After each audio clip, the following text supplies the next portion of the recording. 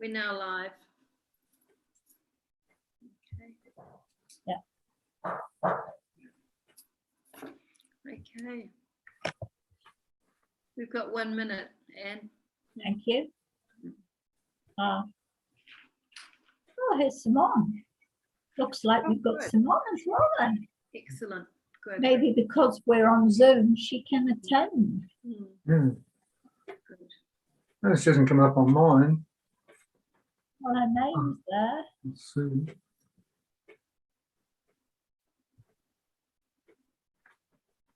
Move it on. And Rebecca Oh, is it's coming Rebecca. in as well. Mm. Yeah.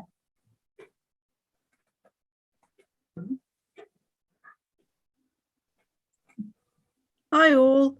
Hi, Russell. Hello there. How you going? Evening. Good evening. How are you doing? You right? Right. Okay. Fine.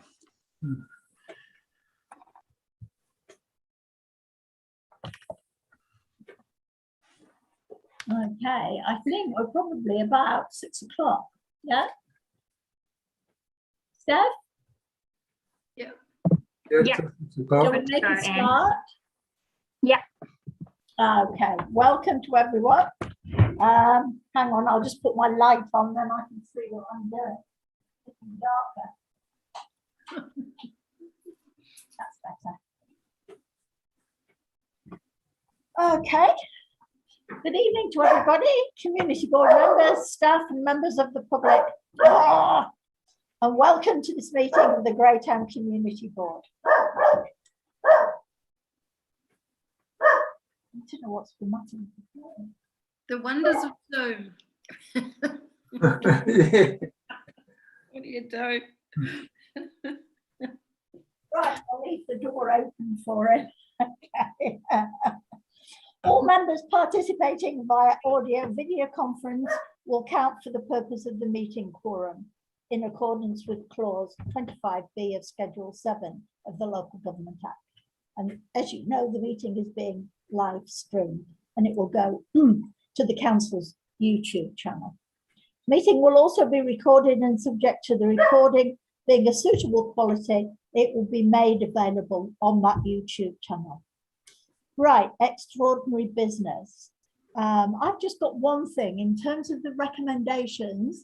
I've actually split a recommendation into 3 and 4, just to make it more pointed and to give it a little bit more bite. You'll see when we come to it, but it's covering the same information. It's covering the same topic. There's no new topics. I've had apologies from Councillor Primer, and I've had apologies from Simone, but Simone is now with us. Welcome, Simone. It's amazing. We do better with Zoom. Even when people are away, they can still take part. So it's really just Councillor Plymouth that I've got apologies from. So I'll move the apology from Councillor Plymouth. Do I have a seconder for that? I'll second that. Thank you. All those in favour, please raise your hand. Yep. All those against, please raise your hand. That's fine. Conflict of interest. Does anybody have any conflict of interest to declare with regards to any item on the agenda? Good. Okay.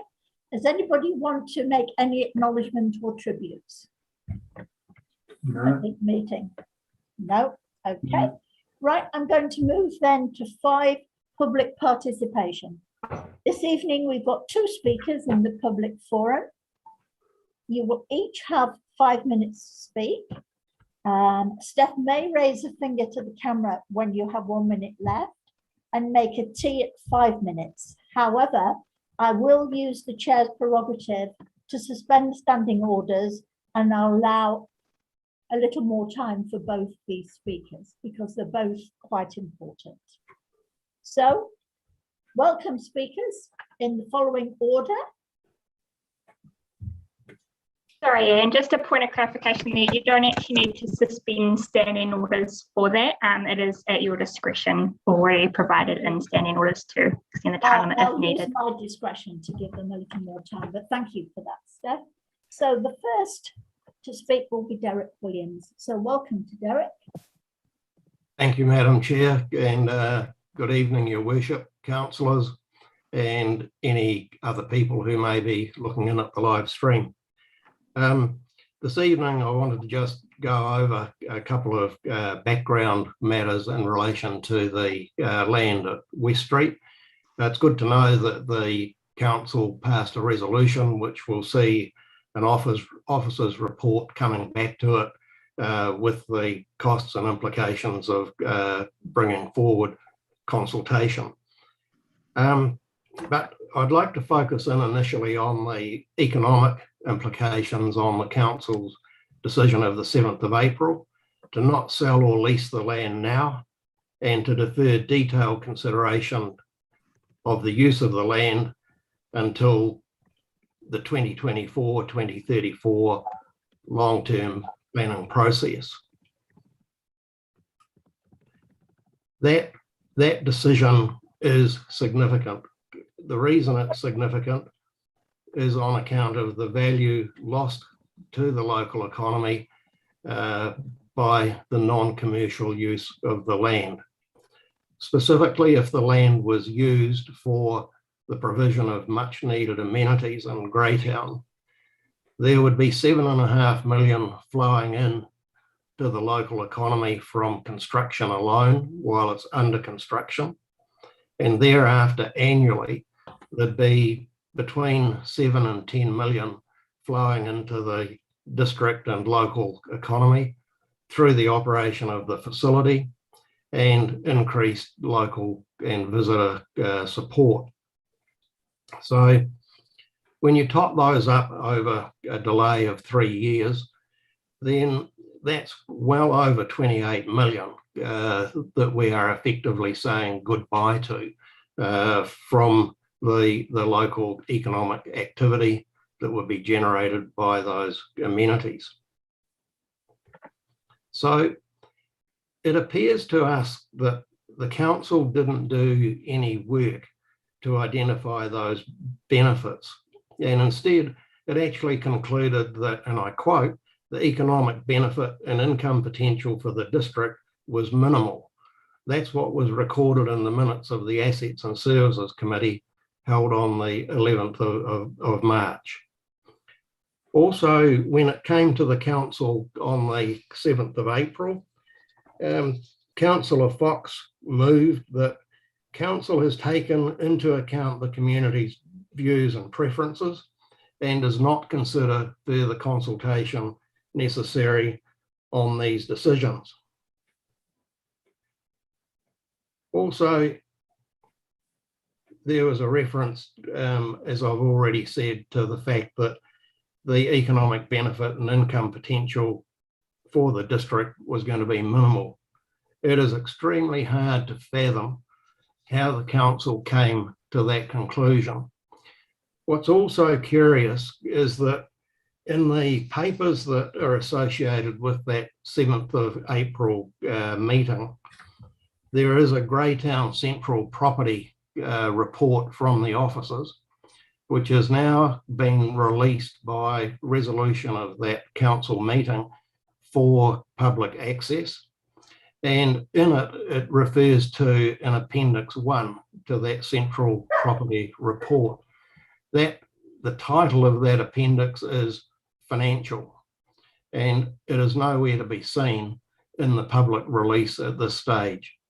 So perhaps your community board should be asking the council where the appendix is to that report, so we can see what, if any, financial information was taken into account in the decision-making process. So the decision to delay consideration of the matter for 3 years was significant. And as a result, we believe, in terms of the significance and engagement policy, it should have been consulted upon. Simply pushing it off for 3 years doesn't get around the fact that there may be consultation in the future, and that the decision itself pushed $28 million away from recovery by the community. We believe that your community board needs to keep pressure on the council now to prepare for and deliver on that consultation as soon as possible. Particularly in the design of the consultation, it will be important for the council to identify the benefits that will flow from those alternate uses. And clearly that's work that hasn't yet been done. You should take a leadership position, in our view, in both the design and the mechanics of making that consultation work. You are, after all, our community board. There's a couple of other matters that I want to clarify that have been the subject of some discussion. The first is that the petition that's been organised alongside our work is being run by Pip Mackey through a site called change.org. The current plan is that the petition is going to run until the 30th of September. So we're not going to have details until after that. But right now, when I checked earlier today, there's over 1,050 people who have signed up to that petition. Just want to clarify too that when we talk about the community, then we believe the community comprises the people who live and work in Greytown, the people who visit Greytown, and others who by some natural or other feelings of affinity towards the place are strongly associated with it.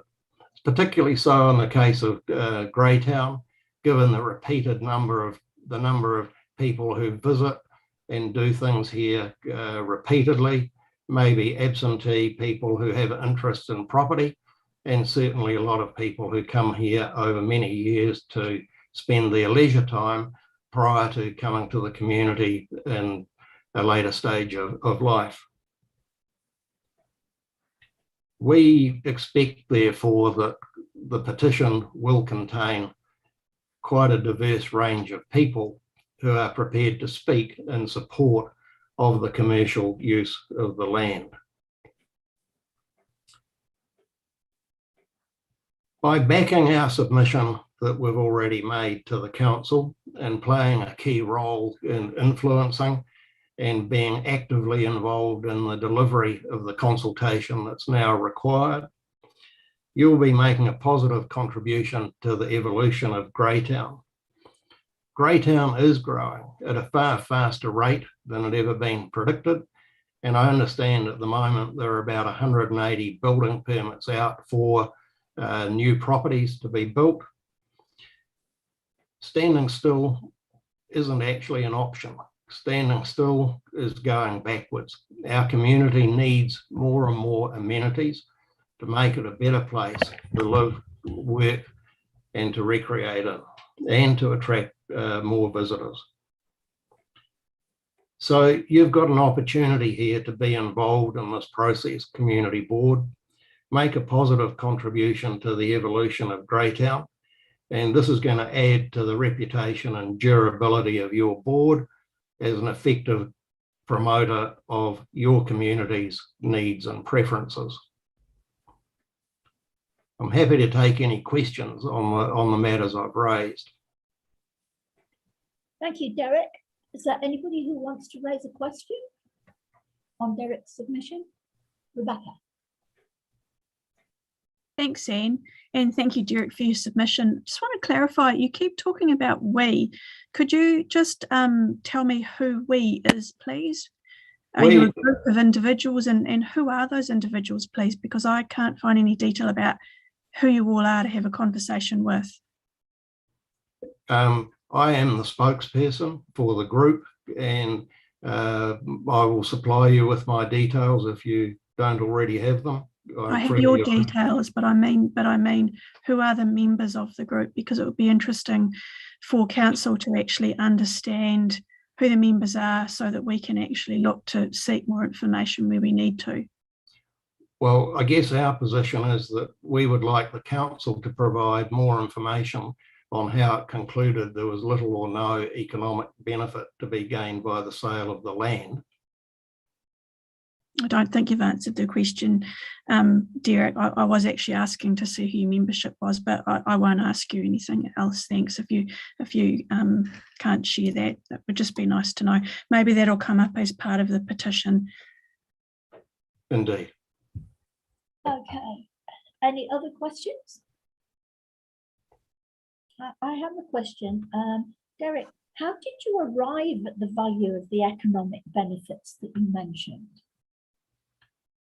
Well, the first thing is that we are able to estimate and have had correlation of the cost of construction from other projects that I've been involved in. So that's where the 7.5 million came from. And it's an educated estimate of the cost that would flow into the local community during the construction phase, probably around 50% of the estimated total cost of build. The second thing is that once you take an estimate of the number of rooms, multiply that by a bed night rate, and consider what the average spend on the hospitality and entertainment facilities will be, pretty quickly get to a number.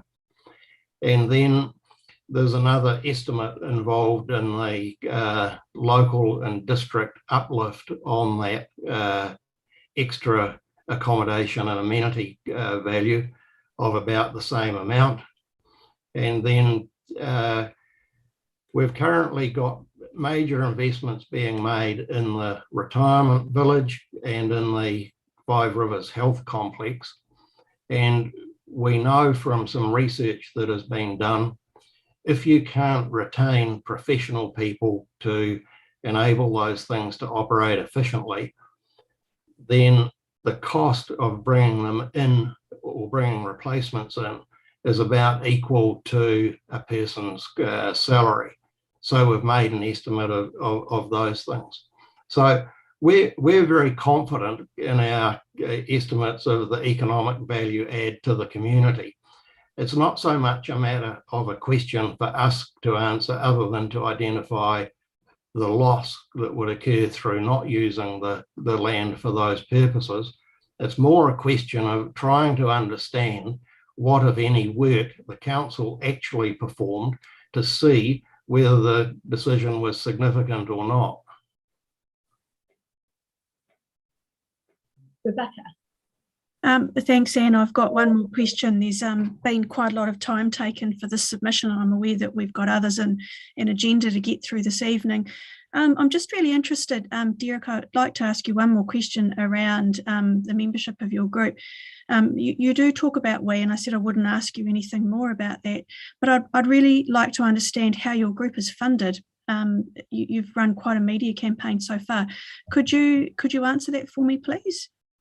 It's a very small budget that we're running to, and it is privately funded.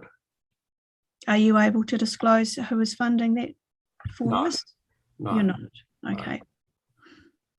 Okay, and one final question for you, Derek. Can you clarify what you believe to be the status of the land at 85 to 87 West Street?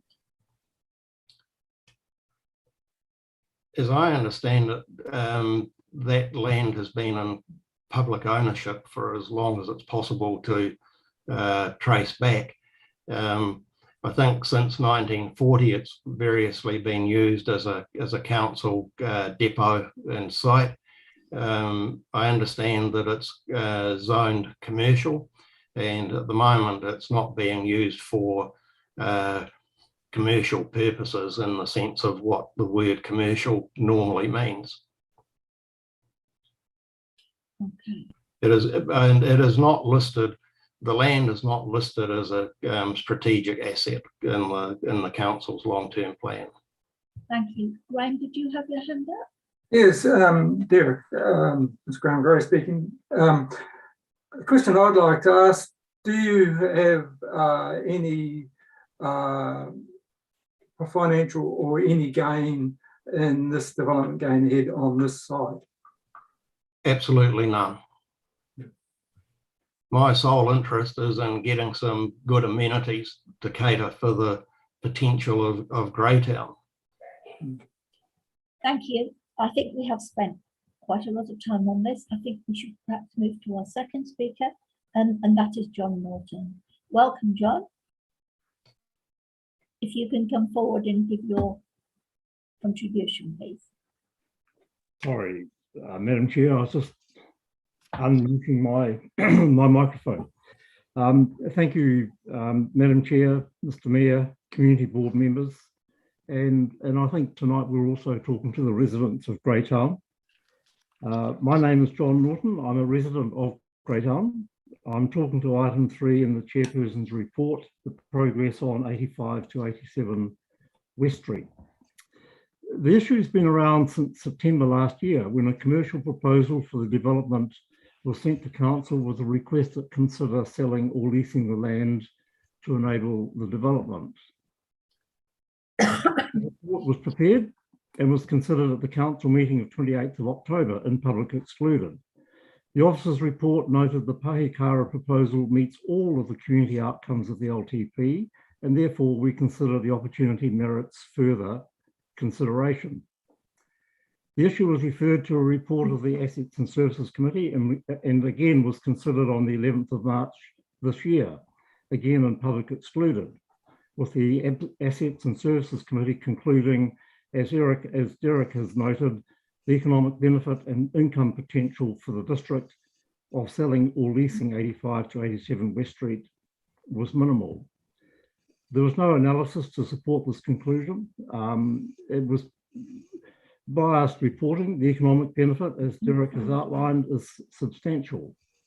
The Assets and Services Committee reported to the public excluded business of the 7th of April council meeting this year, with a further council report noting that all 5 criteria of significance were either neutral or negative, enabling the council to conclude it did not need to consult because it knew community views and preferences, and it would not sell or lease the land at this time and would consult further in 2024.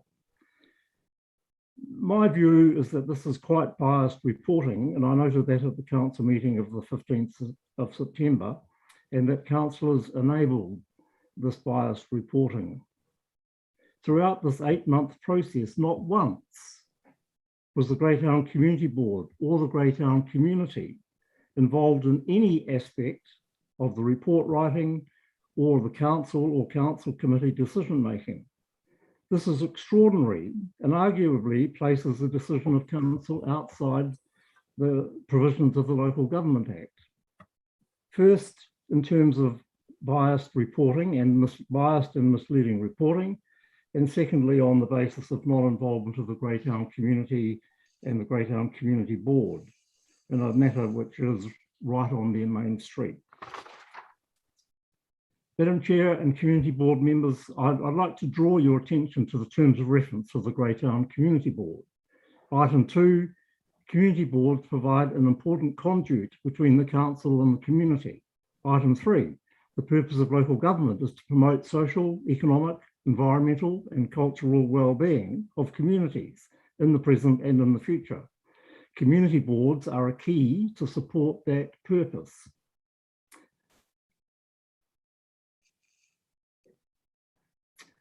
Community boards also help local government achieve its other purpose, which is to enable democratic local decision making. These are important purposes and functions of the community board. The specific role of a community board is to consider and report on, amongst other things, any matter of interest or concern to the community board. And to this extent, the community board can identify the issues that are concerning it. It is not bound to an agenda set by other agencies and has an independence of process that is important to recognise. Item 4 of the terms of reference is very specific. South Wairarapa community boards have the power of recommendation to consult with officers and make recommendations to the Assets and Services Committee on, amongst other things, development matters relating to, amongst other things, town main streets. You have the ability to recommend to officers and to the Assets and Services Committee directly on how you feel about these things being dealt with. It is difficult to imagine any issue more relevant to the Greytown Community Board's powers of recommendations than this, or any process of council so far less engaging in the function of the Greytown Community Board to enable democratic decision-making. It is the travesty of local democracy and arguably is taking South Wairarapa District Council outside the provisions of the Local Government Act. It would be interesting to test this. The bias and omissions of this process are reflective also of the rates issue. There is a pattern of behaviour repeated. I want to finish, Madam Chair, in conclusion, to seek that the Greytown Community Board exercise their power of recommendation to consult with officers and recommend to the Assets and Services Committee that the Greytown Community Board play a significant and a substantial role in developing and delivering the consultation process on the future use of 85 to 87 West Street and the decision to sell or lease, and to progress this without delay. Thank you, Madam Chair. I'm happy to take any questions. Thank you, Mr. Norton. Does anybody have any questions that they want to ask? Right, I just have one question. Mr. Norton, what would you consider essential to enabling a fair and adequate public consultation? Well, I think the issue is particularly focused to Greytown, and that has got to be a focus of any consultation. If the council wishes to take that further into the rest of the district, then there's no difficulty with that. But it is an issue particularly focused into Greytown, and therefore, in my view, the Greytown Community Board should have a very real and strong input into how that consultation should be developed right from day one. It is interesting to note that the land in question is not a strategic asset under the council's long-term plan, and therefore the processes of consultation will be less involved than if it were a strategic asset.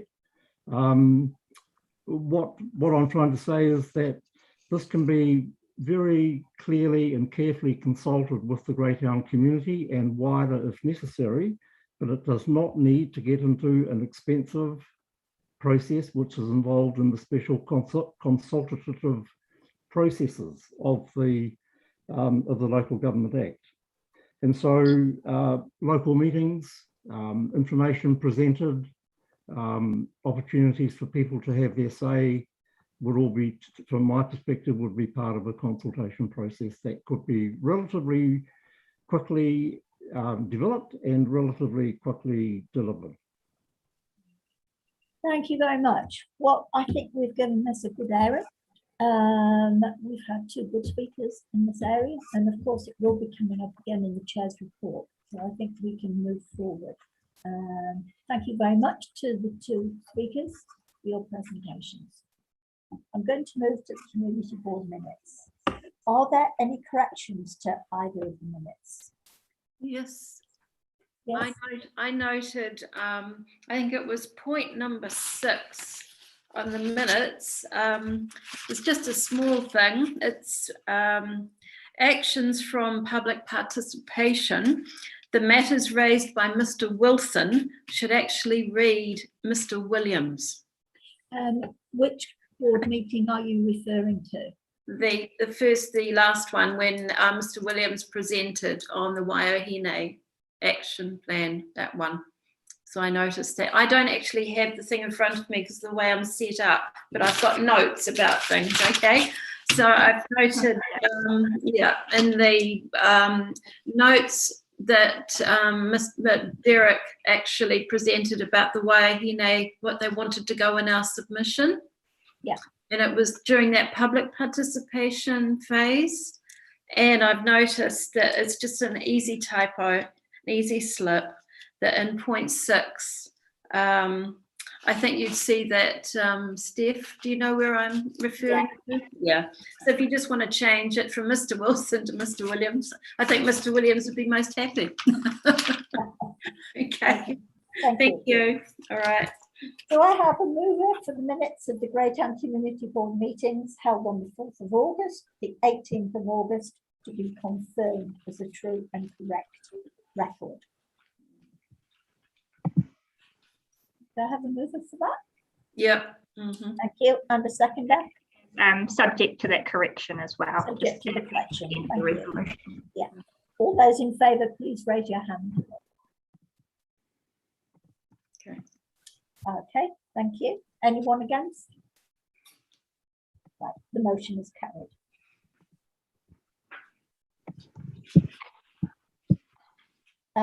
There was an item there, and this is just for interest, on the 4th of August, and that was to do with the maintenance of the flower beds, and we should have had a report back on that this evening. Unfortunately, due to the fact that I was ill, and then of course we had COVID and the lockdown, we haven't been able to present that for this board meeting, so it'll have to go to the next board meeting. And can I raise a question, please? Have we moved past item number 6 on the agenda, actions from public participation? We are, yes, we have. So did we actually have a discussion as a community board around the We are going to defer that because there's going to be a chair's report, and then we'll have the discussion rather than having discussion and discussion and discussion. Move it forward to the chair's report, and then we can have the discussion then. Why would we do that? Well, The it's just that otherwise we'll be repeating ourselves. West Street is raised in the chairperson's report, so we could hold discussion at this stage. Yeah, I second that. I think it's a more logical progression, actually, through the agenda, for what it's worth. So, you know. And the chair report is the next item on the agenda after the minutes as well. So you could potentially bring that topic and discuss that first of your chair report, and it brings that earlier on if you like. Thanks, Steph. That's what I was wondering, because we've got John and we've had Derek that have taken the time to come and submit to us this evening, and they may not want to stay through the whole meeting, I'm not certain, but it'd be helpful to have that conversation brought forward. Yeah, it is the next item on the agenda. We brought the chair's report forward, and so, you know, we will be arriving at that very quickly. Thank you. Okay, right. We've had the movers and the seconders. All those in favour of the reports being true? Yeah. Any opposition? No, thank you.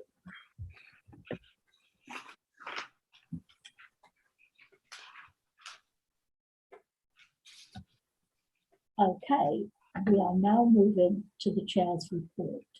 Do I have a mover to receive the chairperson's report? I will, yeah. Thank you. And the seconder? All those in favour, can you please raise your hand? Okay, thank you. We have listed as topic 3, progress on 85 to 87 West Street. I will bring that forward so that we can have the discussion at this point.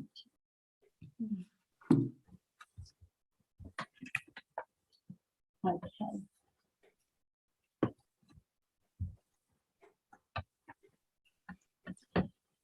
20 years ago, a detailed report on the future of the CBD area was commissioned by Council, and Sinclair, Knight and Mertz wrote a detailed report which had a community hearing and then went through to the Greytown Community Board and to the South Wairarapa District Council. At that time, it was agreed to sell the old council offices, but to retain the land behind for a public car park. 2 decades have passed and nothing has been done with this land until a local developer came forward for a proposal to develop the area. Since last year, there has been private meetings between the developer and the mayor, and a council decision made without public hearing to retain the land until the next long-term plan is discussed. Council media documents proposed how the council will manage this issue. At no time have the Greytown public been involved in these decisions. There has been no public meetings with residents, and the council has bypassed the Greytown Community Board in making these decisions. The town appears deeply divided on the issue, which affects the future of the CBD area. For democracy to prevail and consideration to be made of the best and preferred use of this land, there is a need for council to hear the views of Greytown residents and ratepayers. And I will now throw this item open for discussion.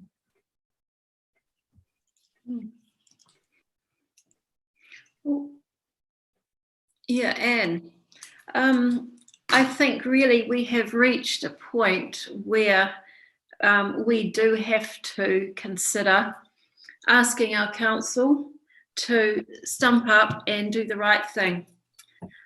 This is not a criticism of councillors or of the council workers who do a fine job and they do the best they can. However, I really do think that these 2 presentations this evening have highlighted many issues which we really do need to take note of.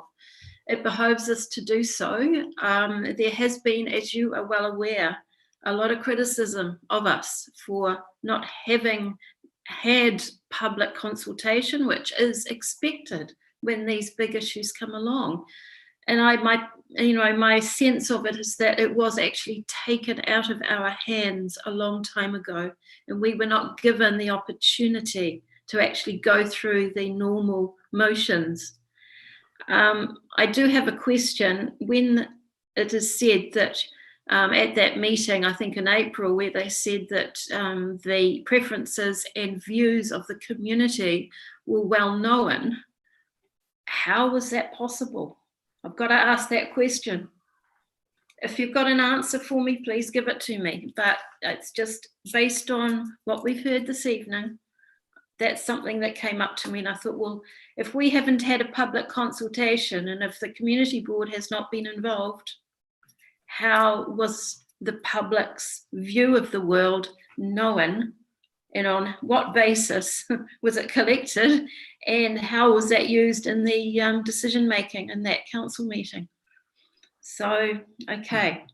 So I would be very grateful if, our recommendation could be put forward to do as we have been asked to do, and to serve our public, and to basically, see what our public want. They may not want that development in there, but they may want something else. And that's what we have to find out through public consultation. We need to have a meeting. We need to find out the spectrum across Greytown of what people actually want, what they foresee as a good use of that land. I think that waiting another 3 years is probably not a good idea, because as Derek and John have well pointed out, there are some economic benefits there that we might be missing out on, and that is something that the council does have to, perhaps stump up and sort of give more background on, as is being requested. But I'm very much supportive of what is being requested of us, that we do get the views of Greytown, There are many views and they all need to be considered. And then we can go and organise and help to organise the proper public consultation. And I also believe it should be based on Greytown's views first, and then it goes out to Martinborough Featherston because it is part of the South Wairarapa. But yeah, we've got to do something. Here's an opportunity, and they don't come along very often. So I'm saying we need to hear everybody, but let's not ignore this opportunity that has come our way. That's me. Over to someone else. Thank you. I think the mayor had his hand up and wanted to say something. Thank you. Matt? Yeah, but I can answer a number of those questions. They were coming thick and fast without any chance of reply, but they also relate back to some of the submissions and where some of the submitters may have made an error instead of asking for clarification prior to mentioning it. In the council original meeting where we agreed that the discussion regarding the future use of this piece of land was significant, and it's good to see that the submitters agreed with us. And as a result, and we were able to make that decision that we needed to consult with the public on the future use. And that is where the comment that we felt we were able to make that decision, that we felt we knew what the desires of the public of the South Wairarapa. We were not asking what the future use was, and that we had canvassed and engaged and consulted on the future use of the land, just that we were able to make that decision to consult. And that is where the comment regarding we felt we were able to make this decision came from by understanding the views of the public. So as a result of the fact that we felt we needed to consult with the public, we placed, and that is on the future use of the land as to whether or not we want to continue to own it or sell it. It is not to do with the any particular economic proposal that may come forward to council. And that is why we have constantly stated we have not considered this, because that is our first step, is to decide whether we want to keep the land or not. Thereafter, it becomes a question of how, either if we either sell it or we don't, and how that might be achieved.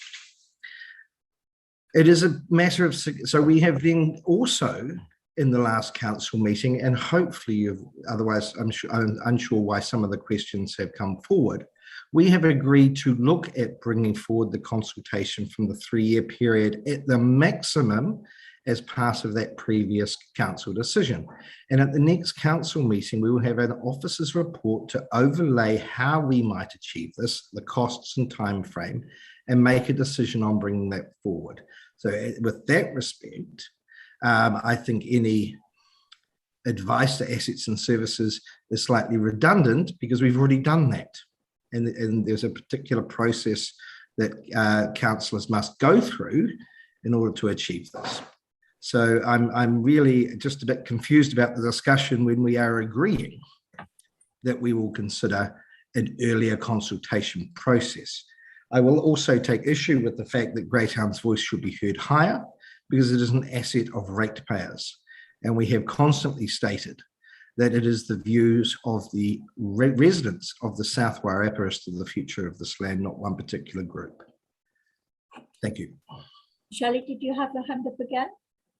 Yes, I was going to, and thank you, Your Worship. It's a good answer, but I have a question. I remember, and please, Rebecca, if I'm wrong, please call me out here, but I seem to recall that you asked for the scope of the report during a previous conversation. I think it was at the thing the other day. And that was actually a very good question because, you know, how long's a piece of string? And I think, if I'm not mistaken, you were wanting to have a sense of the parameters of that report, because when you do these reports, they're timely, they take up time. And if we get them wrong, it's wasting time. So if we know the scope, what are the issues? What are the implications? Everything that should be going into that report, we need to get it done properly and have it done once. And we would actually like to know what is going into that report. What are the issues that are being considered in that report? So it's just a question. So, because we don't want to have a report about a report about a report and keep going backwards and forwards if certain, if we find that it doesn't meet the requirements for Greytown ratepayers, residents, and whoever else might be interested in Greytown. So forgive me if I'm, going off on a tangent somewhere, but I really do think it's important that that report does what it's meant to do. Okay. I'll move to the fourth point in my chair's report, again on public consultation and future use of 85 to 87 West Street, because I am concerned at the lack of public consultation and the non-involvement of the Greytown Community Board throughout the decision-making process to date. This Can I interrupt, please? Sorry? Can I interrupt? I had a question, and I don't think you saw me. We have Russell O'Leary here with us this evening, and when I asked the question about a scope for a report, I think it's really important that we let officers do their work, and as councillors, we've directed the team to produce a report with a scope that will be appropriate. And I don't think that at this point in time that it's actually, we've asked them to do something, that they will come back with a report, and at that time we will have the opportunity to consider that, as you will too. So I don't think, I might be wrong here, but I don't think that we have any more influence now other than what we've asked officers to go away and do. So I'm not sure why you would be pursuing something that we've already asked our staff to do. And I absolutely believe that our staff will do a really good job of that. We're asking now because we want to be aware of the type of report that is going to be provided, the parameters of that report, and what is going to be included in it. There are public expectations, and at the moment, those public expectations are not being met. While there may be a South Wairarapa-wide consultation on the issue, there may have to be a South Wairarapa consultation. The community board insists that its Greytown residents are consulted first through a public forum, and that the community board can formally and regularly engage with council officers and represent Greytown's interests in the design and the management of that public consultation process. It is a Greytown issue and we should be involved. The public consultation needs to provide options that lend weight to the preferences and social and economic benefits to the Greytown community. And that needs to be central to that consultation process. Yes, it may have to go out to the whole of the South Wairarapa. We're not saying that it doesn't, it should do, but it is the questions that are raised and the way in which they're raised that is important.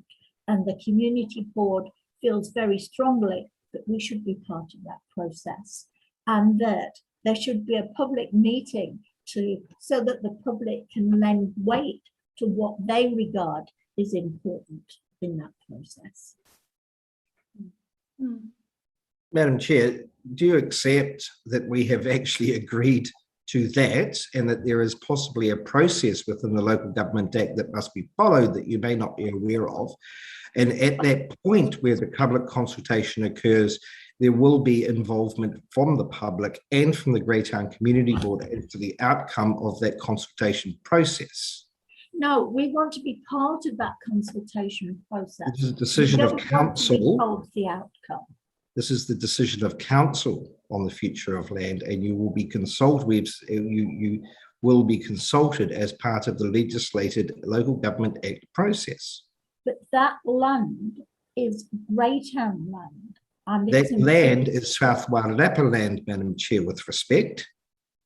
And we will go through a fair and legislated process to decide the future of it, of which consultation with the Greytown Community Board will occur.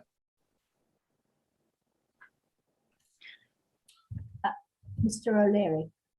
Yeah, the Mayor has accurately put a context on the topic by redrawing to our attention the fact that trying to make a good decision about the parcel of land is whether the council wanted to sell it or not, based on an exploration of what the land could be used for in the wider sense or not going forward. So he has recaptured that considerations that arose when councillors were putting their minds to this topic. And the other point I would make is that going forward, consultation will happen at the time where further thought is given and timing of the consultation will be determined.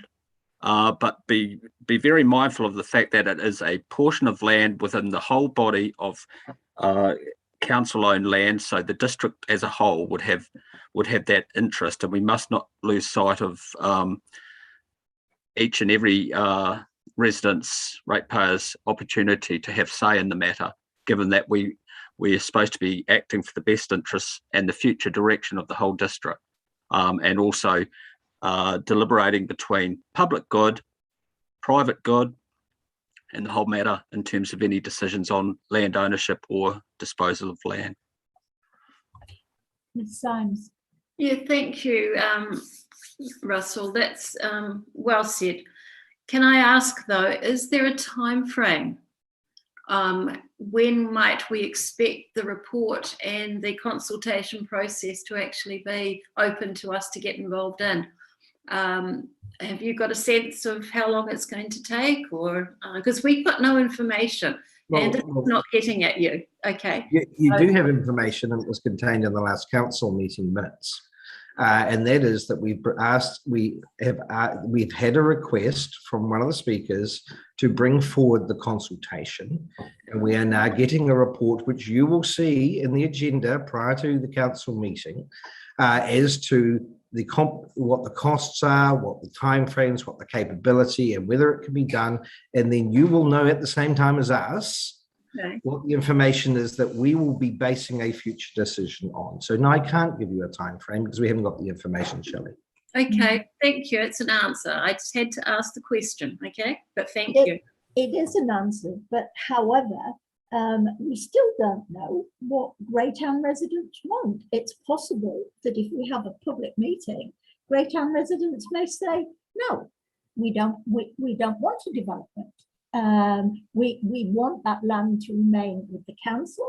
We want to consider how the council wants to develop that land. But at the moment, the residents of Greytown have had no opportunity to discuss. We know the town is deeply divided on the issue. Well, if I could again, Madam Chair, repeat that we have in plan a place to consult with Greytown residents and with the other wards regarding the future of this land. It is a legislated process. And that will be, and that is the way we sell significant land. It's a significant issue. And so it is totally jumping the gun to expect to request, and waste of money to request consultation when there's going to be consultation anyway. It's just the timing of that consultation. I can only presume you have an issue. It's not just the timing of consultation, it's the type of consultation that we get. And the questions that type of consultation, Madam Chair, is that consultation process. And that is legislated by the Local Government Act, and we must follow the law. I don't believe it is illegal for Greytown Community Board to be part of that process of deciding what goes into a consultation document. Greytown Community Board are there to discuss with the residents of Greytown and to put forward what they think is in the best interest of those residents. And they should be listened to when you're looking at putting forward a consultation process. What do the residents want you to consult on? It is, again, Madam Chair, it is a factor of the Local Government Act that we will follow the law when doing this and not act illegally by dividing the people who are being consulted on an item of significance. I'm very sorry. Are we just going to argue around in circles here? Can I please break in here and suggest, I mean, we are starting to go around in circles, and Graham, I think you want to say something too. Why don't we sort of move that the board sort of recommends to our officers how the board wants the consultation to take place, so that, you know, we can move on with this. Graham, did you have? Yeah. Yeah, well, my comment is that the council have a process that they've got to take by law in considering what the land use would be, or if there's any reason to change the land use. And I think we've got to support the council in that process. They have brought it forward in their program. And I am fully aware that there is a divided opinion in the community. And so with the council doing things lawfully, I think we've got to leave it for the process to take its place, and then we will be consulted to then go forward with. Thanks, Graham. Rebecca? No, I was just acknowledging Graham's comments because they're perfect. They're right on the money. That is exactly what it's about. Okay. Right, we are in danger of going round in circles with regards to this issue. Look, I'm going to put forward my recommendations, and you can vote either in favour or against those recommendations, and then we'll move on. Do I have a mover to recommend to council that a public meeting is held with Greytown residents to gauge the spectrum of opinion on the future of 85 to 87 West Street? I think if it was a useful thing, I mean, we can, you know, gauge up front how people are feeling. But the thing is, it would have to be well facilitated if we did it. Yeah. And it would have to be really well managed so it doesn't turn into a slanging match. But we do, it might be useful to get some sense of the range of feelings across the thing before the actual public consultation that the council is working on goes out, so that we can offer some, you know, advice, for a want of a better word, just to say, hey, this is how people are feeling. These are some of the big issues.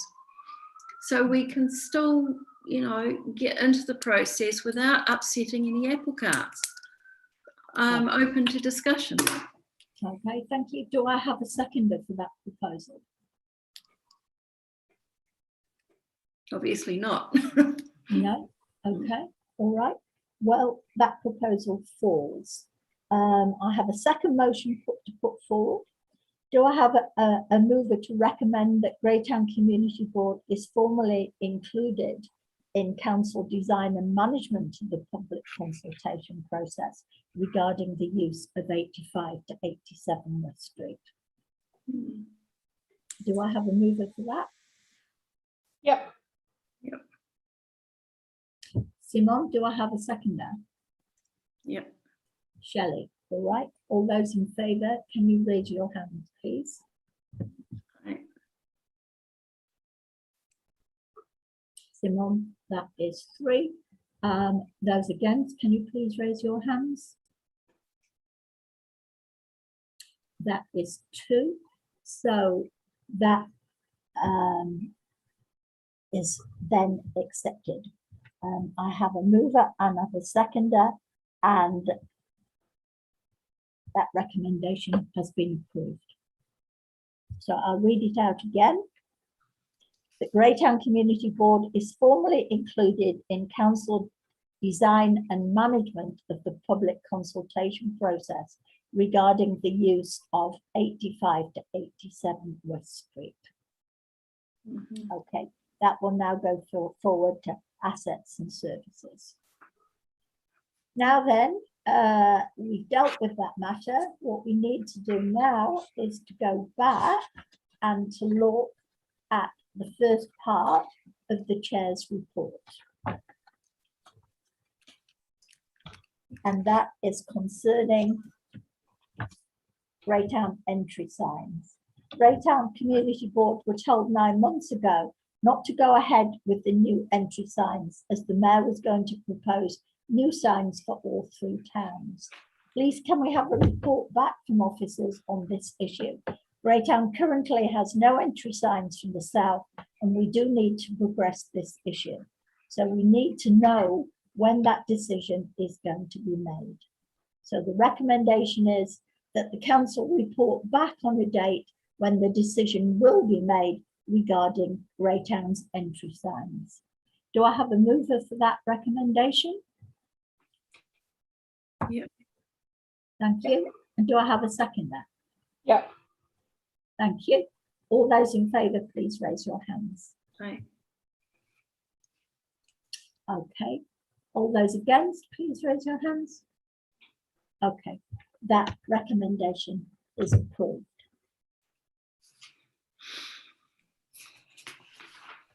The second part of the chair's report is about the Wahine. And I just need to interrupt. I need to go back to the decision that you just moved with regard to Greytown Community Board moving a motion about being involved in a consultation design.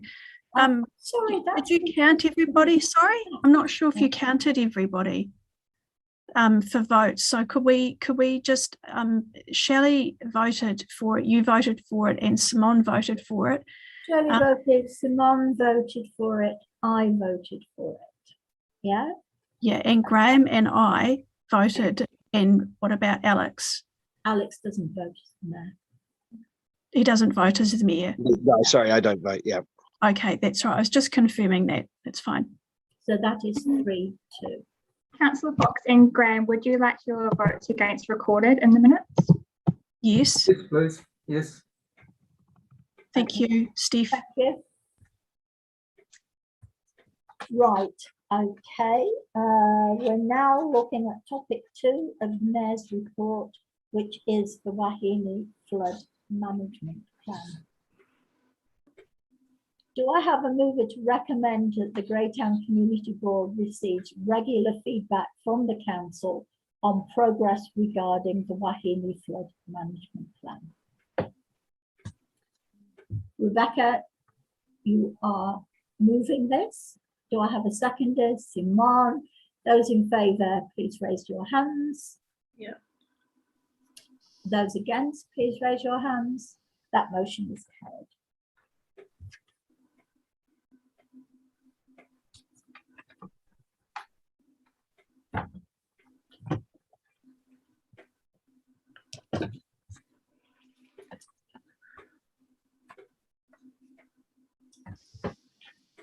Right, now we have the issue of the code of conduct. Yeah. Greytown Community Board needs to be more able to speak openly to council regarding issues impacting the community. Board members have the right to voice their considered opinions around the table or elsewhere. In our view, it is the matter in which the opinion is put forward on the basis of collegial respect that is important. The message and not the messenger should be highlighted. Where an opinion differs from a majority view, or where it may go against policy or decisions, it needs to be declared as such. However, there should be no restriction to an opinion being voiced. If there are no individual views, then there is no room for critical thinking, and local democracy runs the risk of being gradually eroded. Currently, South Wairarpa's Code of Conduct does not appear to support critical thinking. When a decision has been made by the council or community board, and the decision is contrary to a particular member's point of view, that elected member's public statements should make it clear that they represent a minority view. Such statements may not criticise the conduct of the council or other elected members or officers of the council, nor should they undermine any existing policy or decision of the council. Research by Emily Ireland from WTA has shown that out of 78 councils, only 4 have these conditions in their code of conduct. Masterton and Carterton Council do not. South Wairarpa Districts Council's conditions attempt to prevent any criticism of council decisions and therefore undermine the possibility of critical thinking and change. The Local Government New Zealand's template for local councils' code of conduct states that elected members should have freedom to criticise council issues and policy. We note the recent public reference by the South Wairarpa District Council to a review of the Code of Conduct, and we recommend that the South Wairarpa Districts Council review be in line with the other Wairarapa councils, enabling critique and questioning of decisions and or policy in the spirit of freedom of speech. Do I have anybody who would like to speak on that matter?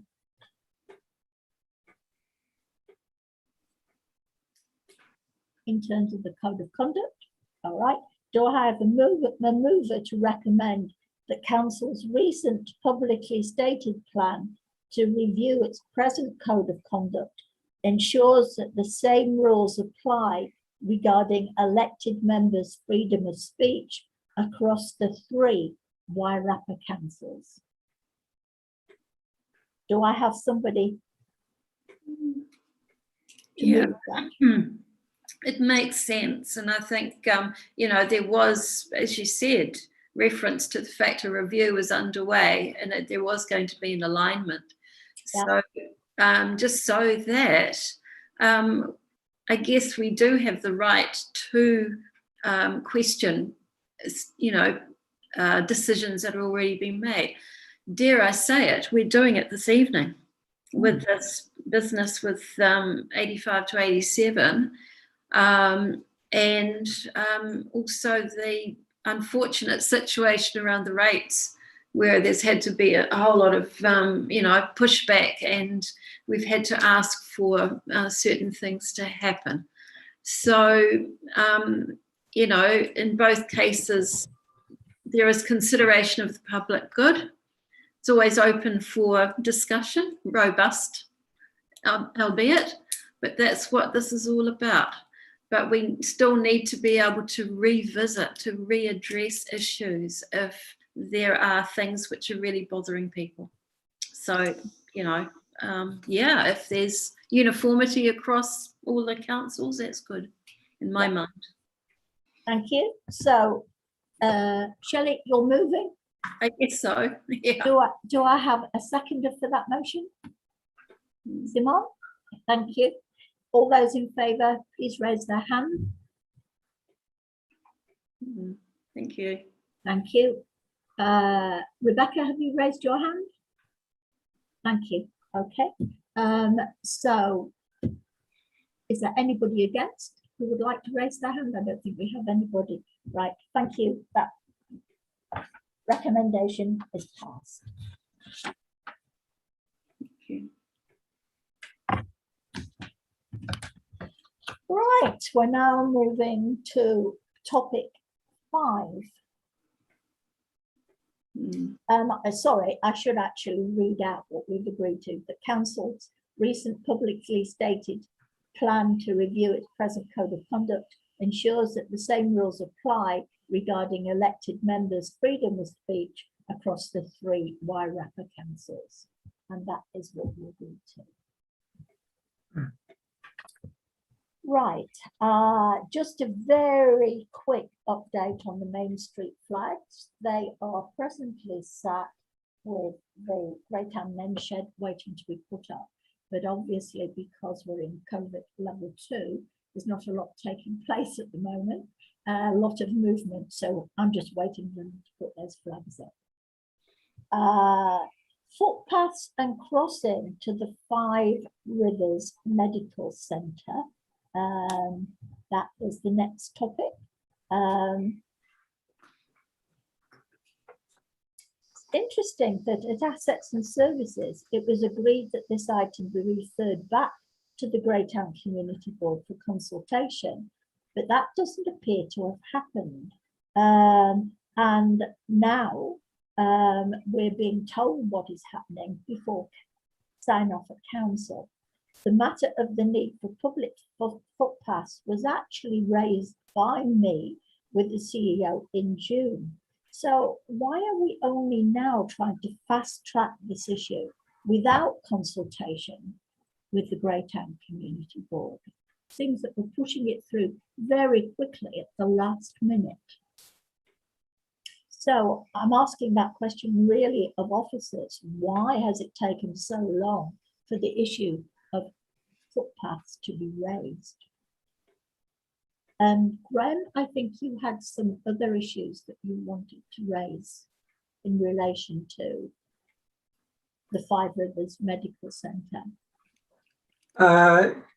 Yes, Madam Chair, I will make some comments, but I am disappointed that it appears that they have come to a decision on what will be happening in this area regarding the footpath and associated services there, that we haven't had the opportunity to put anything forward.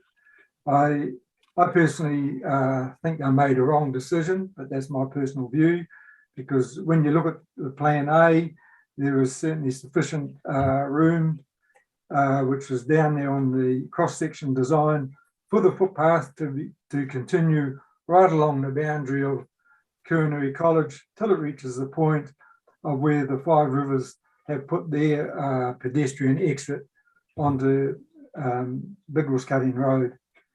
And if they chose that option, they wouldn't be the risk of people crossing the Fairview commercial entrance exit, and also the Arbor Place exit entrance as well. I'm not sure why that wasn't considered. But I do have 2 other comments to make as well. One is the developers putting in any financial contribution? As my involvement in developments in the past, anything that does require any work on the council land or roading, footpath and all that is a contribution from the developers. And the other one is, I'm not sure whether council or officers are aware of, when I was a trustee on the Trustlands Trust when Arbor Place was developed, and in the whole process of negotiations with the council and with NZTA. And the only way that the Trustlands Trust could get the NZTA's approval to proceed with that commercial development was that we were requested to fund up $20,000 to go to the improvement of that intersection. There has been no improvement to that intersection since that agreement with Trustlands Trust. And so I asked the council to have discussions with the Trustlands Trust. I was actually talking with the manager today at a meeting and one of the trustees, and they can fully support and have all the documentation to support that $20,000 that was given to entity A. And I believe they should, that my view would be that the council shouldn't have to fund up that full cost. Yeah, okay, that's my views and my comments. Thank you, Graham. Would it be possible for you to put those forward in writing to council officers? Russell, would you be happy for that to happen? Yes. Madam Chair, I'll attempt to answer some of the questions now as raised by Graham. So the point raised of should the developer be paying contributions for the said footpath? No, it's something that council has realised that it is part of unbudgeted work, but council is trying to recognise and address the need of pedestrian footpath provisioning for future users of the medical centre. It's not a cost for the developer because it is work beyond the site, not within the site. And ultimately with the resource consent that was granted for the development sitting within an industrial zone, it was determined that through towards the latter part of the consent, extra parking was provided by the developer at the rear of the complex, thus negating any need for footpath provisioning because the developer ended up putting in the requisite number of car parks. So in brief, to answer your question, Graham, the developer is not hit by the cost of providing the footpath in terms of why is this happening so late? I mean, surely we knew early on there was a need for footpaths. As I say, not a requirement for the resource consent. So therefore it raises it emerges as a topic for councillors to consider as to the merits for or against putting in the footpath, but balancing up against the fact that it's a large facility serving Greytown and the district.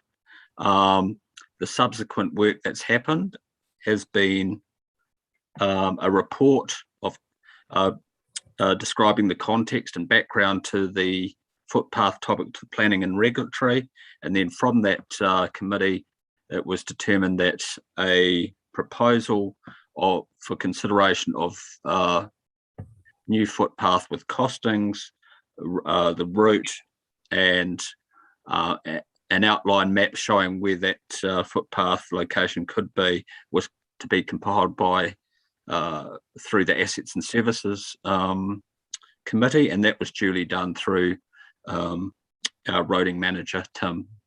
So that is how we have arrived at the present point that we're at.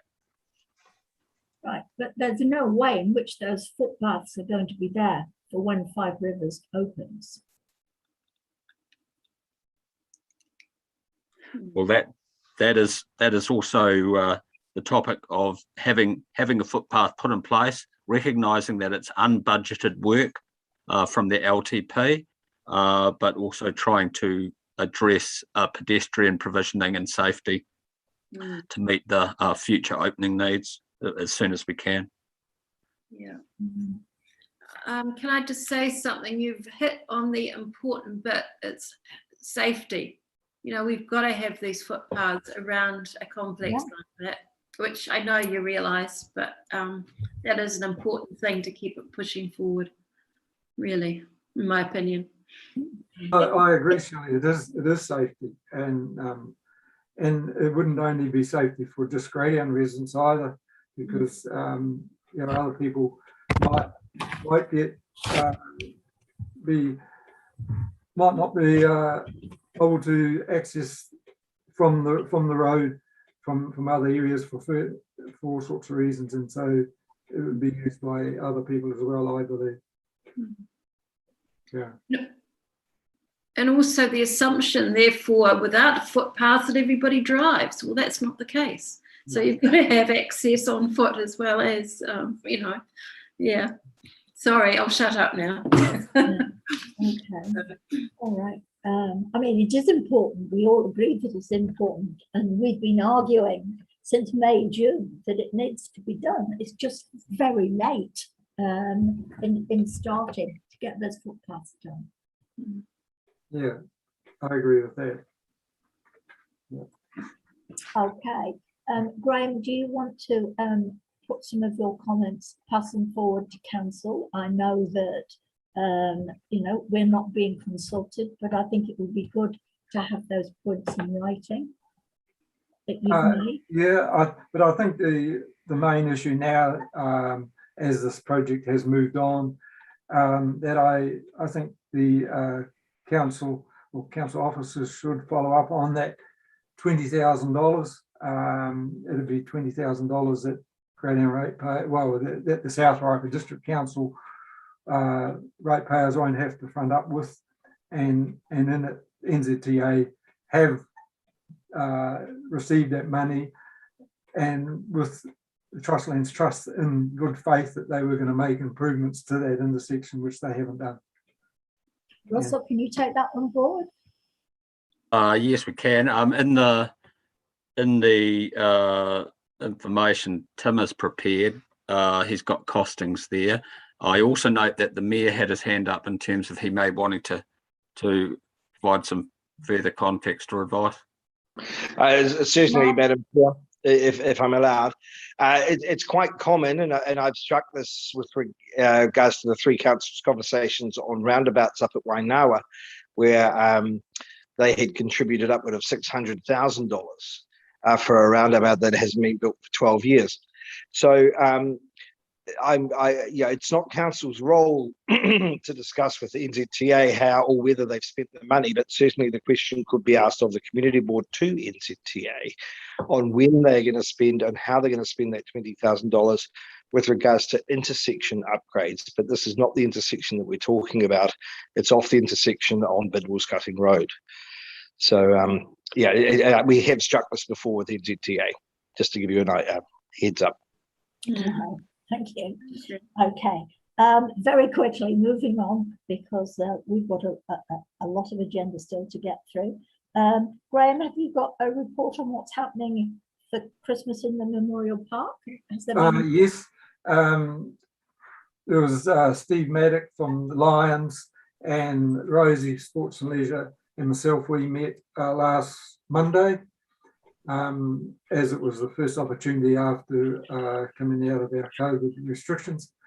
And the first thing we have to do was to put in for our permit to use the park for that date and time and the occasion. So I have done that on behalf of the committee.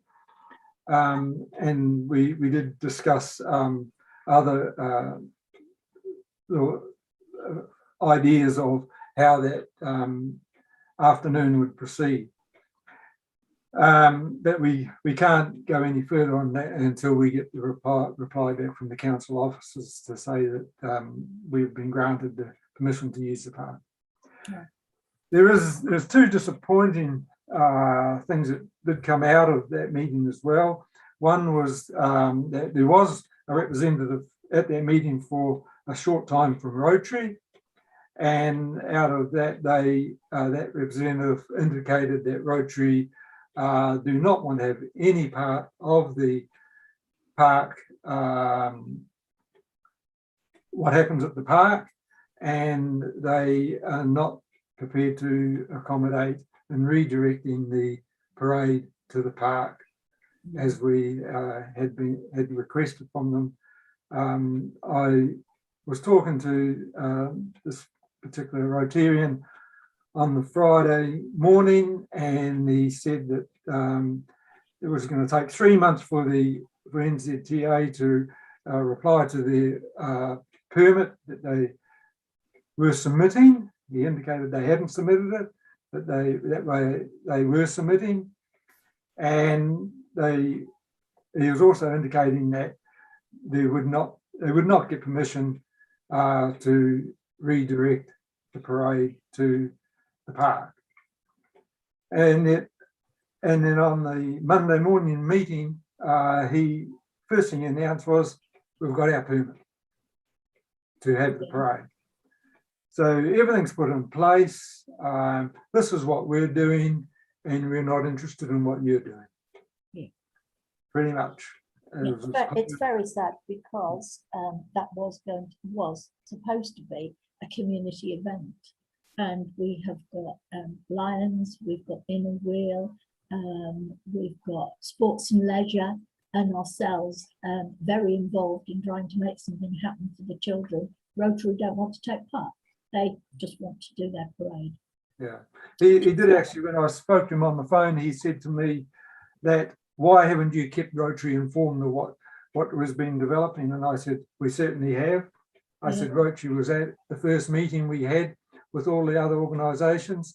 I said, I've spoken to your president, Anne Atkinson, twice.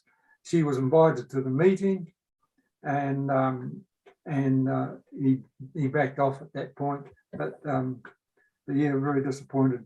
And both Rosie and Steve couldn't believe the comments that were made as soon as he left the room.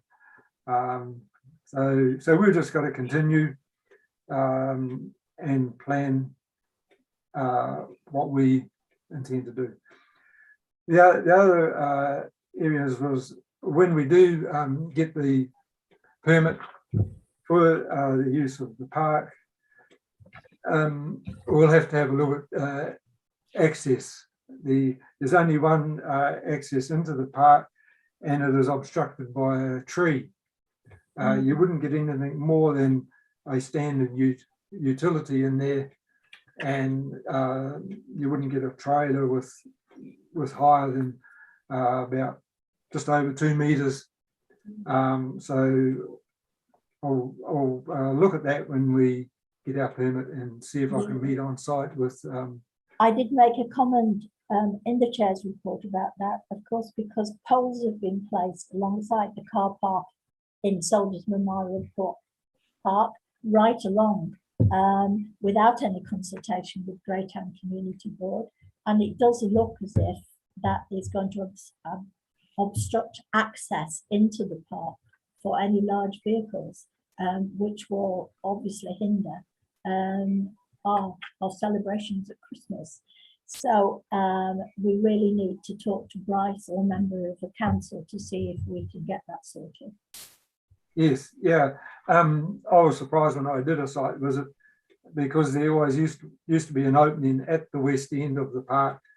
Even the last Balloons Festival that was there, they all exited and entered through down by the scout end. And so I was surprised to see that was totally blocked off. We plan to use...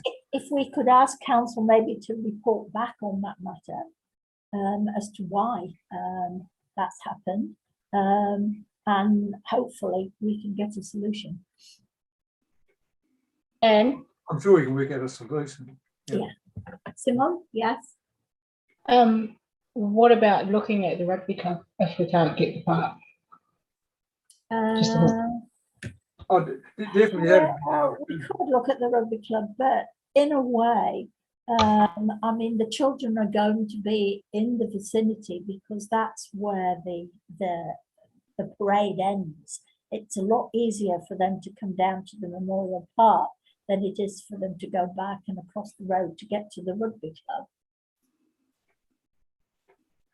Certainly, Simone, that would be plan B if it doesn't work out. Because what we don't know at this stage is whether the park is booked already. Though I have had a phone conversation with Karen, she didn't indicate whether the park was available or not. She said, you know, put in your request, which I've done, and when we get that back, then we can take the next steps.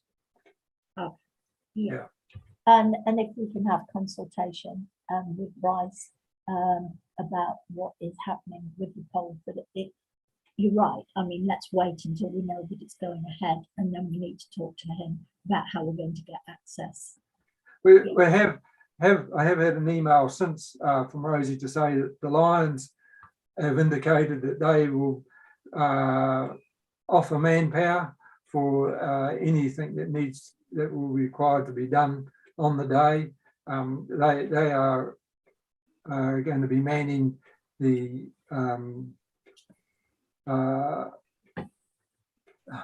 equipment that they get through the Cancer Society. It's a big slide, big air piece of equipment. I haven't actually seen it, but I've heard it now. And they will be manning that. And that actually, I think I did bring that up after our very first meeting, that comes at a cost of $500. That they take responsibility for it and put it up and everything, but they will be looking at that contribution of $500. Yeah, but we have set aside at this stage $2,000. Yes. Yeah. Okay, well, thanks for that. We're passing on now to item 9, decision reports from chief executive and staff reports. And 9.1 is revoking council's resolution permitting the subdivision of council-owned land in Greytown. Do I have a mover to receive that report? Yeah. And a seconder? Yeah. All those in favour, please raise their hand. Okay. Anyone against? Right. So I do have some questions in relation to it. So what's that land going to be used for if it comes back to the council? Because at present we've only 6 community houses in Greytown. So I'd like officers to prepare a report on the future use of the land. South Wairarapa District Council did not apply under Kayanga Ora for funding for additional community housing. I don't know why they didn't, but it would be good if we could maybe ask why that happened and whether there's any possibility of them applying now for funding for community housing, given that the land is going to remain in council hands. I know there's work to be done because there's some contaminants in the land, but we do have homeless residents in Greytown over the age of 80. And if we can get access to more community housing and use that land for that, then that would be a very good use of that land. Russell, can you tell me more about that? Sorry, I can't be more helpful. I don't have any information on that, but we can get Steph to capture it as a question and have an updated an answer to you on that to bring you up to play. Yeah, that would be good. So can we just raise our hands, please? We've got a mover to accept the report and a seconder. Shelley to move, Simon to second. All those in favour of the report for it to remain in council hands, please raise your hands. Okay, thank you. 10 information reports from chief executive and staff reports. 10.1, the officers report. Sorry, Anna, can I just jump in there? Was that resolution to receive the report or was that something else? I just missed that. No, to receive the report. It came back to the community board because we asked that it come back. But we've received the report and we're happy with no concerns that it remain in council hands. But we would like some information about the future use of that land and whether it could be used for community housing. Okay, thank you. Right, now I think we have got a speaker for waste. Jo Dean, Regional Zero Waste Coordinator on Waste and Events. Is she here? So she had another engagement at 7:30, so she will come to your next meeting instead. She's now sent her apologies. Okay, thank you.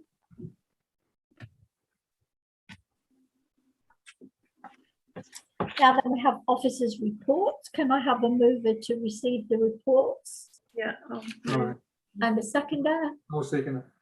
Thank you. Those in favour, please raise your hands. All right. Thank you. Members, are there any questions or any points of clarification that you would like to ask in relation to the officers' reports? No. 17 to 53. Looks all right.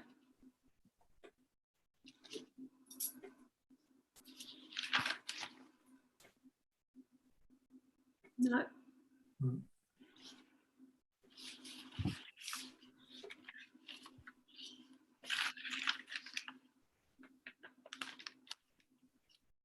No. I was quite interested to have a look on the rates, and it looks as if at the moment, as if the number of rates arrears have actually gone down. But interesting to have this report again in a couple of months' time to have a look to see whether the number of people in rates arrears goes up as a consequence of the large increase in rates in South Wairarapa District Council. Mm. It will be interesting. Yeah. Yeah. Okay, does anybody else want to raise any issues in relation to the council reports?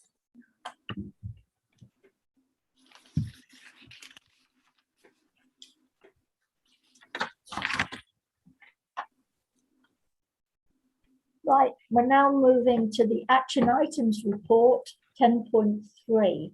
Do I have a mover to receive the action items report? Yeah. And a seconder? Yes. Sorry, Anne, I don't think we By did. Shelley, seconded by Graham. Sorry? I don't think we've done 10.2 yet. There was another report. I think we covered that when we were looking at pedestrian improvements to Bidwell's Cutting Road report. I think, well, I was under the assumption we covered that earlier when we were looking at Five Rivers. Just, if you could just have someone receive the report because it hasn't. Okay, 10.2 pedestrian improvements to Bidwell's Cutting Road. Do we receive Yeah, the I'll receive report? it, yeah. Thank you. Yeah, and a seconder? Yes. Okay, those in favour, show please. Yeah. Do you have any questions or any feedback on the proposal? Graham's already raised issues under 5.2 in relation to that proposal. Graham, and are you going to forward some of those? Yeah. Well, if that's the wish of the board, I will. Yeah. I think it'd be good, please. Okay, Action points. the action items report. Okay, do I have a mover for that? Yep. And a seconder? All right. Yes. Okay. Simone. So moved by Shelley and seconded by Graham. All those in favour, please raise your hand. Right. You. Anybody against? Nobody against.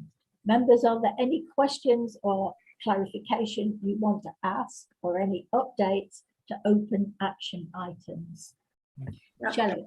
I've only got them written, so I haven't got the full thing in front of me, but I did note there had been a request for dog poo bins and lime trail along Papawai Road.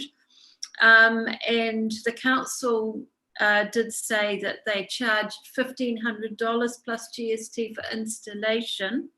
which is similar to other boards, and whether we were prepared to use our beautification fund to get some more bins. And I've looked at what we've got, about $19,000 available or something if we go by the thing, by the budget. So my question is, how many bins do you think we might require? Because I personally have got no problem with us putting some in if it's going to improve the sanitation along the footpaths. But that's open for discussion, but that's something that I noted from the action points that we might need to talk about perhaps. I think we need to know how many are required. Yeah, so how do we determine that? And it needs to be costed out so we can make a recommendation. Yeah, but you know, it wasn't really made clear when I think it was Rachel made her presentation, just how many would be required. So perhaps Russell, what happens in these situations? Is there a sort of amount of space between dog poo bins, or is it 2 per road depending on the length of the road, or how does it work? Is there a particular sort of pro forma there? You've got me stumped. Sorry. You've got me totally stumped. How many would you expect to encounter when you've been walking your dog for 5 minutes? I don't know. We'll seek pose a clarification question to Bryce and someone in amenities properties. Yeah. And then we'll make a recommendation to our next community board meeting. Yeah. I assume we'll also pay for the costs of the poo bags as well. Probably, yeah. So that we might take that into consideration as well. Yeah. But just I give personally, a ballpark figure of how much you think each one will cost and how many are needed, and we can make a recommendation. Yeah. Well, it says 1,500 per dog. That's with installation by the council. So you're looking at 1,500 plus bags. You know, so yeah, if, as Russell said, yeah. Yeah. But I'm in favour of it. You know, yeah. Yeah. Okay. Well, let's find out how many we think we need, and then we can put forward a recommendation. Yeah. Okay. If you could ask Bryce to let me know, and then we'll put it forward to our next meeting. Russell. Okay. Anything else to come out of the action report, Rebecca? I think Simone's had her hand up longer than me, actually. You go first, Simone. That's Sure. 368. Investigate sending future development plans to Papua Marae for purposes of inputting into the list of approved road names for Greytown. And I see there that we're running out of land and the rest of it goes on there. What we were sort of talking about there was just not even so much as subdivisions, but just like where you may have an indication of where they're going to be, just for if you're wanting history from a Māori perspective, it would be nice to have that sort of told to us about where it may be, so that we could have a bit of historical content behind it. That's all it was about. It was, you know, like I just see that we're running out of land, currently out of land in Greytown, so we wouldn't really be able to advise on any upcoming subdivisions. So I'm not quite sure, you know, with all the LTP and everything, there was lots of land there. So I'm not quite sure what that answer is. No, I mean, the idea was that we would increase the numbers of possible names on our list. Yeah. And we weren't talking about subdivisions, really. We were just looking at the future so that they would be ready and available. Yeah. So I think we still go ahead. Yeah. Yeah. Rebecca. Thank you. It was just a short question, and it was actually about the road naming of Underhill Road. I see that there was a conversation started in July. COVID may have had an impact on that, but just is there an update around that? It's been a long running saga now. It has been a long running saga. Yeah. Russell, do you have any information on that?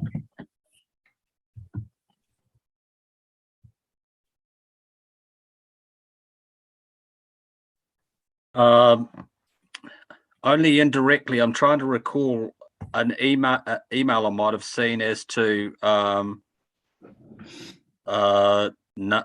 name options and some recent work and liaison that's gone into it. And I think that was through Karen. Yeah, I've got an update here if you want me to read it out, Russell. Yeah. So Karen has passed on that we've carried out consultation with the relevant service providers to establish the extent of any problems. We're just waiting to hear back from Wellington Free Ambulance, and we will then consult with residents and update the board on next steps. So that's sort of where it's at the moment. So hopefully we might have an update for our next community board meeting. Yeah. Was there any other issues under the action items report? I have. Kelly? Yes. There's under 370, the e-waste collection issue. For various reasons, the e-waste can't be collected. So are there any other options available? I mean, where do people take their e-waste? I mean, I think they can go to Carterton, is that right? But what else might be available out there? Because there's a lot of it around. People are hoarding it in their houses, I'm sure. But I mean, it is a big issue. So is there anything that we can find out or discuss or work out in regard to this? Could we ask for a report back on that?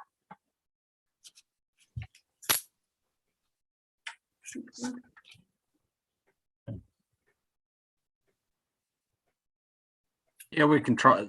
Staff can try and provide clarification on that in terms of what is known. I'm not sure the extent of the knowledge on that. Thank you. Yeah. Thank you. That'd be good. Do we have anything else from that? And the action items report? Okay. So we have a mover to receive, a seconder. All those in favour, please raise their hands. Thank you. Is there anybody against to raise their hands? The motion is carried. Income and expenditure report 10.4. Do I have a mover to receive the report? And the seconder to receive the report, Graham and Shelley.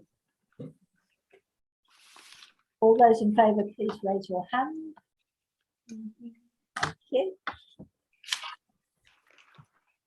Are there any questions that you want to raise in relation to the income and expenditure report? No. Okay, thank you. The motion is carried. Members' report. We'll now move on to the item 12.1, the members' report from Shelley Symes. Shelley? Yes, it's quite self-explanatory, really. I just wanted to have it noted that Civil Defence and ourselves, we have been involved in a public awareness raising exercise in the community hub. That was on 15th of August. It went as well as it could for a Sunday. We did have people through and they were interested in what they saw. I think they learnt, they engaged, they discussed, they asked questions, and some even took part in exercises, so they had a sense of what goes on. A point that I want noted also is the fact that the New Zealand Amateur Radio Transmitters, or their association, a couple of representatives were there, and they brought an amateur radio which they set up.